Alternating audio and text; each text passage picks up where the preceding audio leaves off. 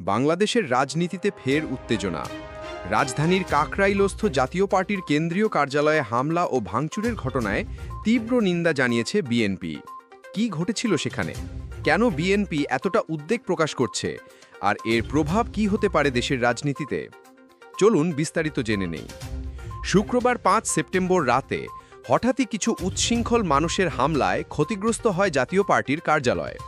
শুধু ভাঙচুর নয়, সেখানে আগুন লাগানোর ঘটনাও ঘটে। এই ঘটনায় মুহূর্তেই উত্তেজনা ছড়িয়ে পড়ে আশেপাশে। এই ঘটনায় গভীর উদ্বেগ প্রকাশ করে বিএনপি। দলের সিনিয়র যুগ্ম মহাসচিব রুহুল কবির রিজভী স্বাক্ষরিত এক বিবৃতিতে বলা হয়, জাতীয় পার্টির কার্যালয়ে হামলা গণতান্ত্রিক রাষ্ট্র গঠনের প্রত্যাশায় বিভ্রান্তি ও হতাশা সৃষ্টি করবে।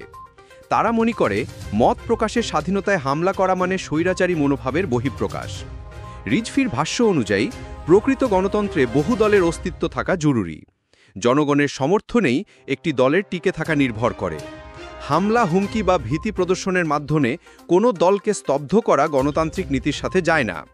এমন মন্তব্যে স্পষ্ট, বিএনপি শুধু ঘটনাটির নিন্দাই জানায়নি, বরং গণতন্ত্র রক্ষার প্রশ্নও তুলেছে।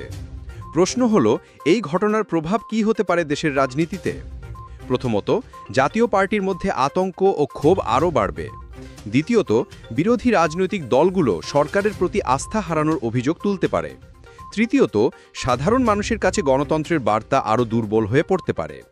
এখন সবার নজর এই ঘটনার পর সরকার ও আইনশৃঙ্খলা বাহিনী কী পদক্ষেপ নেয় এবং জাতীয় পার্টি নিজেই কী প্রতিক্রিয়া দেখায়। আপনারা কি মনে করেন, রাজনৈতিক দলগুলোর কার্যালয়ে হামলা গণতন্ত্রকে দুর্বল করছে নাকি ভিন্ন কোনো বার্তা দিচ্ছে? আপনার মতামত কমেন্টে জানান।